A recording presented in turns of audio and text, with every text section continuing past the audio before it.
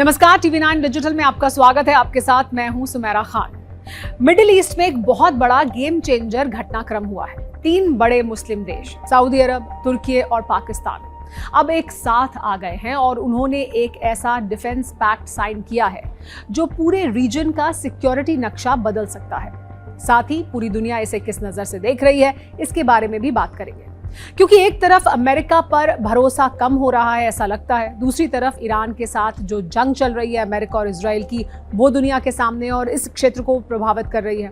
और पाकिस्तान की अपनी भी एक छवि है जो एक अहम हिस्सा है, उसके बारे में भी बात करेंगे। तो आज हम पूरी डिटेल में समझेंगे कि ये डील है क्या, इसकी नींव कब पड़ी, ये डील अभी इस वक्त क्यों साइन की गई है, हर देश जो इसमें साइन कर रहा है वो इसमें क्या लेकर आ रहा है, इसके साथ जुड़ा रेड सी वाला मामला क्या है, और पाकिस्तान की डिप्लोमेटिक बैलेंसिंग एक्ट की जो इस वक्त दुविधा है उसे वो कैसे पार पाएगा, वो बैलेंस कैसे करेगा।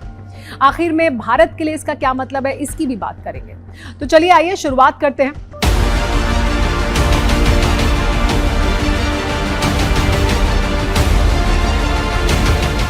सात अगस्त को सऊदी अरब के पवित्र शहर मक्का में 3 बड़े लीडर्स मिले।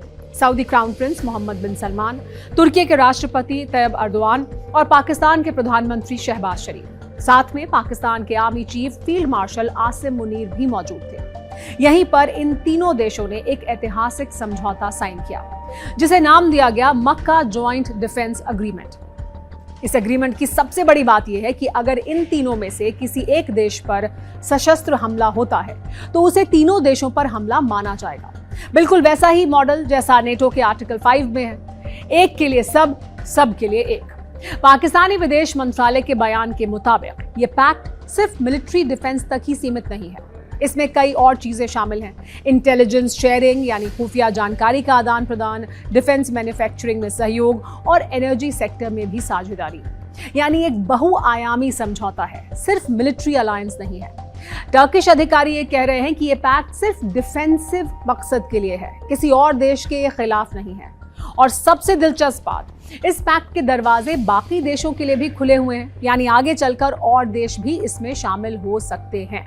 तो रोड मैप क्या है आगे का, ये जानना भी दिलचस्प होगा। एक चीज जो बहुत ध्यान देने वाली है वो ये कि इजिप्ट यानी मिस्र भी इस पैक्ट की शुरुआती बातचीत में शामिल था, लेकिन फाइनल साइनिंग सेरेमनी में उसका नाम शामिल नहीं था। तो सवाल उठता है कि मिस्र पीछे क्यों हटा, या शायद अभी उसका वक्त नहीं आया है। ये एक ऐसी बात है जिस पर आगे नजर रखनी होगी। अभी तक इस एग्रीमेंट का पूरा टेक्स्ट सार्वजनिक नहीं किया गया है, यानी बहुत सी डिटेल्स जैसे कि सैन्य सहयोग का सही स्तर क्या होगा अभी सामने नहीं आए हैं। अब चलिए लेकिन थोड़ा बैकग्राउंड में जाते हैं समझने के लिए कि यहां तक ये तीनों देश कैसे पहुंचे, क्योंकि ये अचानक नहीं हुआ है। इसकी नींव पड़ी थी सितंबर 2025 में। उस वक्त सऊदी अरब और पाकिस्तान ने रियाद में अल यमामा पैलेस में एक स्ट्रेटेजिक म्यूचुअल डिफेंस एग्रीमेंट यानी SMDA साइन किया था। पाकिस्तान के प्रधानमंत्री शहबाज शरीफ का स्वागत Saudi F-15 fighter jets, red carpet और पूरे रॉयल प्रोटोकॉल के साथ हुआ था।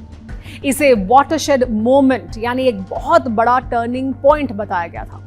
पाकिस्तान की पहले अमेरिका के साथ म्यूचुअल डिफेंस ट्रीटी रही थी कोल्ड वॉर के दौरान, लेकिन वो 1970 के दशक तक टूट चुकी थी।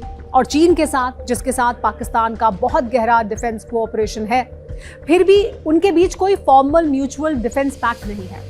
तो सऊदी अरब के साथ ये पहली बार था जब पाकिस्तान को एक असली मॉडर्न म्यूचुअल डिफेंस कमिटमेंट मिला। कुछ लोग मानते हैं कि ये डील आगे चलकर UAE और कतर जैसे दूसरे गल्फ पार्टनर्स के साथ भी इसी तरह के समझौतों का टेम्पलेट बन सकती है। और अब तुर्की के जुड़ने से वही बात सच साबित होती हुई दिख रही है। सऊदी अरब और पाकिस्तान के रिश्ते वैसे भी बहुत पुराने हैं, करीब 80 साल पुराने। सऊदी अरब उन पहले देशों में से था जिसने 1947 में पाकिस्तान की आजादी के बाद उसे मान्यता दी थी। 1951 में दोनों देशों ने एक ट्रीटी ऑफ फ्रेंडशिप साइन की थी और 1982 के एक समझौते के तहत पाकिस्तानी सैनिकों को सऊदी अरब में तैनात किया जाता रहा है। और पाकिस्तान ने 1967 से अब तक 8000 से ज्यादा सऊदी सैनिकों को ट्रेनिंग दी है। अब सवाल यह है कि टाइमिंग इतनी अहमियत क्यों रखती है, और टाइमिंग यही क्यों है, इसके पीछे कई बड़ी वजहें हैं। तो एक एक करके उनके बारे में बात करते हैं। पहली वजह, अमेरिका इजराइल की ईरान के साथ जंग। ये जंग 28 फरवरी को शुरू हुई थी जब इजराइल ने ईरान के न्यूक्लियर फैसिलिटीज पर हमला किया और अमेरिकी बम वर्षकों ने भी फोर्डो जैसी अहम न्यूक्लियर साइट्स पर बंकर बस्टर बॉम्ब गिराए। इस जंग ने पूरे गल्फ रीजन को हिला दिया। स्ट्रेट ऑफ हॉर्मुज बंद होने से शिपिंग रूट्स बुरी तरह डिस्टर्ब हो गए और ऑयल प्राइसेस में भारी उछाल देखा गया। ब्रेंट क्रूड कुछ ही समय में $72 से बढ़कर $100 के पार चला गया। दूसरी वजह कतर की राजधानी दोहा पर इजराइल का हमला। 9 सितंबर को इजराइल ने दोहा के एक इलाके में हमला किया, जिसमें कई हमास के सदस्य और एक कतरी सिक्योरिटी अधिकारी मारे गए। इस हमले ने सारे गल्फ देशों को चौंका दिया, क्योंकि दोहा में तो अमेरिका का सेंटकॉम हेडक्वार्टर तक मौजूद है। फिर भी दोहा पर बेझिझक हमला कर दिया गया। इससे एक बड़ा और गंभीर सवाल खड़ा हुआ, क्या अमेरिका अपने गल्फ सहयोगियों को सच में प्रोटेक्ट कर सकता है या करना चाहता भी है? तीसरी वजह यमन के हूती विद्रोहियों के लगातार हमले। सऊदी अरब को ईरान समर्थित हूतियों से लगातार खतरा झेलना पड़ रहा है और इराक की शिया मिलिशियाओं से भी। मंगलवार को अमेरिका और सऊदी अरब ने मिलकर पूर्वी इराक में ईरान समर्थित सशस्त्र गुटों पर हमले भी किए थे। ईरान की तरफ से हुए ड्रोन हमलों के जवाब में ये हमले किए गए थे। तो कुल मिलाकर गल्फ देशों में गहरी बेचैनी है कि अमेरिका का सिक्योरिटी अम्ब्रेला अब उतना भरोसेमंद नहीं रहा जितना पहले माना जाता था। और यही वजह है कि सऊदी अरब जैसे देश अब पाकिस्तान, तुर्की और मिस्र जैसे रीजनल पार्टनर्स की तरफ देख रहे हैं। नए स्वतंत्र सिक्योरिटी नेटवर्क बनाने के लिए अमेरिका पर पूरी तरह निर्भर हुए बिना। अब देखते हैं कि हर देश की ताकत है क्या इस गठबंधन में और साथ ही इसकी कमजोरियां भी क्या है। तुर्की की ताकत क्या है, पहले ये समझते हैं। ये एक बड़ी मिलिट्री और ड्रोन टेक्नोलॉजी वाली दुनिया भर में मशहूर ताकत है। तुर्की के तोपखाने गोलों से लेकर एडवांस्ड ड्रोन तक हर तरह का मिलिट्री इक्विपमेंट बनाते हैं और बेचते भी हैं। दुनिया भर के देशों को ये सामान बेचा जाता है। साथ ही तुर्की नेटो का मेंबर भी है, तो उसका स्ट्रेटेजिक वेट अलग ही है। पाकिस्तान की अगर बात करें तो मुस्लिम दुनिया का इकलौता न्यूक्लियर पावर है वो, और एक बैटल हार्डन्ड आर्मी है उनके पास, यानी एक ऐसी सेना जिसे असली जंग का अनुभव है। सऊदी अरब की अगर बात करें तो दुनिया के सबसे बड़े ऑयल रिजर्व्स में से एक है ये। जबरदस्त फाइनेंशियल ताकत है उनके पास और रेड सी और पर्शियन गल्फ दोनों तरफ लंबी कोस्ट लाइन है। लेकिन एक बात ध्यान रखनी बहुत जरूरी है, हर देश अपने साथ अपने अपने कॉन्फ्लिक्ट्स भी लेकर आता है। तुर्की का ग्रीस के साथ एजियन सी में लंबे समय से चला आ रहा टकराव और इजराइल के साथ बिगड़ते रिश्ते, पाकिस्तान का भारत के साथ तनाव और अफगानिस्तान में तालिबान सरकार के साथ अस्थिर रिश्ते, सऊदी अरब का सीधा टकराव ईरान से और यमन के हूतियों से। पाकिस्तान को सऊदी अरब की क्षेत्रीय दुश्मनियों में उलझने का खतरा रहेगा, खासकर ईरान के साथ। दूसरी तरफ देखना होगा कि सऊदी अरब का पाकिस्तान के विवादों के प्रति क्या रुख रहते हैं और वो जैसे पहले था क्या उसमें वो किसी तरह का बदलाव करता है। हालांकि अभी तक उसने ऐसा नहीं किया है, खासकर भारत के साथ और अफगानिस्तान के साथ भी। एक और अहम बात, इस पैक्ट में जो एक पर हमला सब पर हमला वाली लाइन है, वो शायद अभी के लिए ज्यादा एक पॉलिटिकल स्टेटमेंट है, ना कि पूरी तरह से बाइंडिंग मिलिट्री कमिटमेंट। यानी असल जंग की हालत में ये कितना लागू होगा ये अभी साफ नहीं है। एक सवाल जो बहुत चर्चा में है, क्या इस डील से सऊदी अरब को पाकिस्तान का न्यूक्लियर अम्ब्रेला यानी परमाणु सुरक्षा कवच मिल जाएगा? सऊदी अरब लंबे समय से सिविलियन इस्तेमाल के लिए न्यूक्लियर टेक्नोलॉजी हासिल करने की बात करता रहा है ताकि वो तेल पर निर्भरता कम कर सके। लेकिन सऊदी अरब ने हमेशा ये साफ कहा है कि वो न्यूक्लियर हथियार नहीं बनाना चाहता। पत्रकार बॉब वुडवर्ड की 2024 की एक किताब है वॉर, उसमें एक बहुत दिलचस्प किस्सा उन्होंने लिखा है। जब अमेरिकी सेनेटर लिंडसे ग्राहम ने क्राउन प्रिंस मोहम्मद बिन सलमान से सऊदी बम को लेकर चिंता जताई तो प्रिंस सलमान ने जवाब दिया, मुझे बम बनाने के लिए यूरेनियम की जरूरत नहीं, मैं तो पाकिस्तान से खरीद लूंगा। लेकिन इस अग्रीमेंट में ऐसा कुछ भी साफ तौर पर नहीं लिखा है जो न्यूक्लियर अम्ब्रेला या एक्सटेंडेड डेटरेंस की तरफ इशारा करता हो। पाकिस्तान ने पहले भी कई डिफेंस पैक्ट किए हैं, लेकिन किसी में भी न्यूक्लियर गारंटी शामिल नहीं रही है, तो ये सवाल अभी भी खुला हुआ है। इसी बीच सऊदी अरब एक और बड़ा कदम उठा रहा है।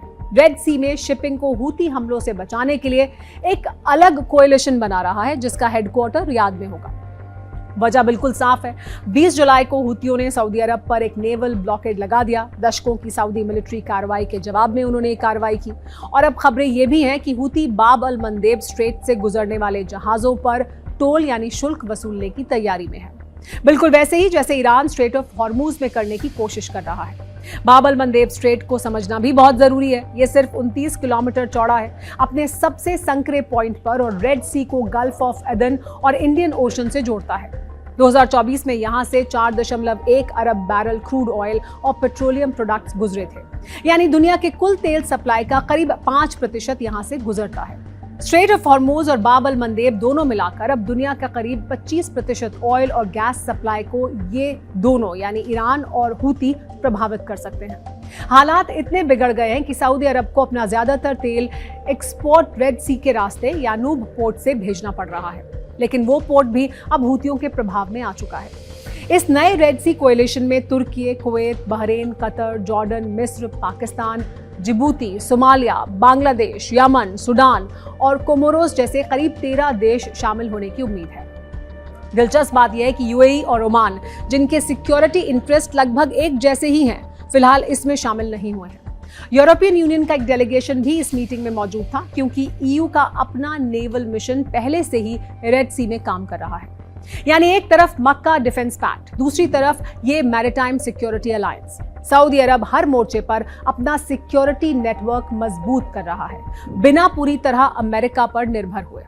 अब एक बहुत दिलचस्प एंगल, क्या पाकिस्तान एक साथ 2 बड़ी भूमिकाएं निभा सकता है? एक तरफ अमेरिका ईरान के बीच मध्यस्थता यानी मीडिएशन करना, और दूसरी तरफ सऊदी अरब के साथ इतना गहरा डिफेंस कमिटमेंट निभाना।